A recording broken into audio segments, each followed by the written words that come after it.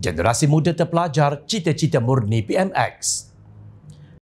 Tahukah anda bahawa di luar sana ramai di antara anak muda yang tidak menyambung pengajian di peringkat lebih tinggi selepas sijil pelajaran Malaysia SPM kerana kemiskinan hidup?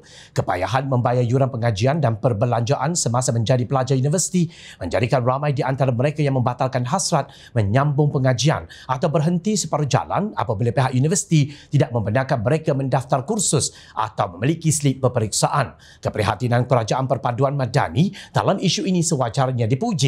Perdana Menteri Datuk Seri Anwar Ibrahim mengeluarkan arahan kepada universiti awam di negara ini untuk tidak menolak kemasukan pelajar miskin atau tidak mampu membayar yuran. Memaklumkan perkara berkenaan kepada Majlis Perhimpunan Warga Kementerian Keuangan, Anwar yang juga Menteri Keuangan berkata, arahan sedemikian yang pertama kali dalam sejarah negara adalah untuk memastikan pelajar mendapat peluang melanjutkan pelajaran ke peringkat yang lebih tinggi.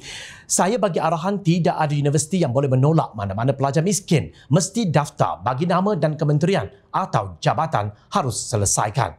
Ini pertama kali berlaku dalam sejarah. Tidak ada anak kita di mana sahaja daripada kaum mana juga yang miskin dan tidak mampu menolak tawaran ke universiti. Dia daftar dulu kemudian dilapor. Katanya di petik bernama. Ketika berucap, Anwar berkata beliau dimaklumkan terdapat pelajar dari Ampang dan Tambun menolak tawaran kemasukan ke universiti kerana tidak mampu membayar yuran pendaftaran. Beliau turut berkata pelajar sedia ada yang tidak mampu membayar yuran pengajian tidak akan disekat bagi mendaftar subjek pada setiap semester dan bayaran boleh dilunaskan selepas pendaftaran subjek.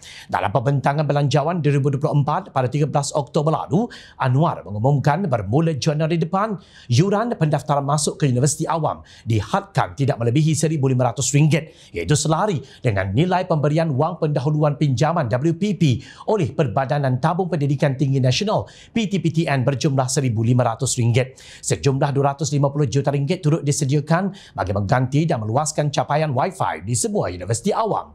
Belanjawan 2024 turut menyediakan RM300 juta untuk menyelenggara dan membaiki prasarana serta menggantikan peralatan usang bagi meningkatkan tahap keselesaan dan keselamatan di institusi pendidikan tinggi IPT. Kerajaan akan terus merakyatkan ilmu dengan menggalakkan komuniti rentang seperti orang kurang upaya OKU, orang asli, ibu tunggal dan warga emas mengikuti program pembelajaran sepanjang hayat di kolej komuniti. Sejumlah RM5 juta disediakan untuk manfaat 5,000 komuniti tumpuan di 105 kolej komuniti seluruh negara.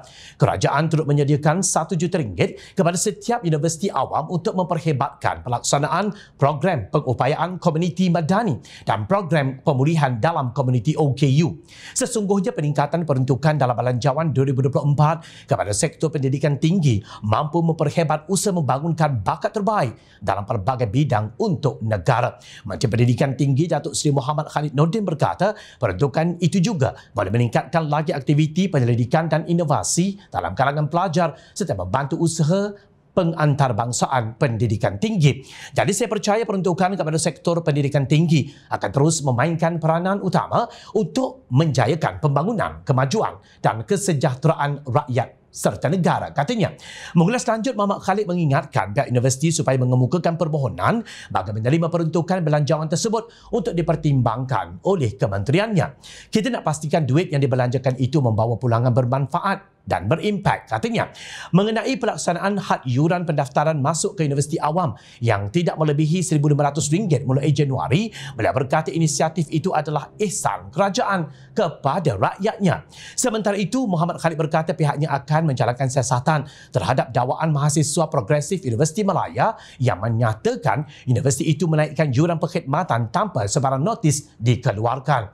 Demikianlah yang dikatakan bijaksana, penuh hikmah dan penuh rahmah. Kerajaan Perpaduan Madani berfikir secara inklusif, holistik dan sentiasa memastikan setiap agenda yang dibawa itu logik dan realistik.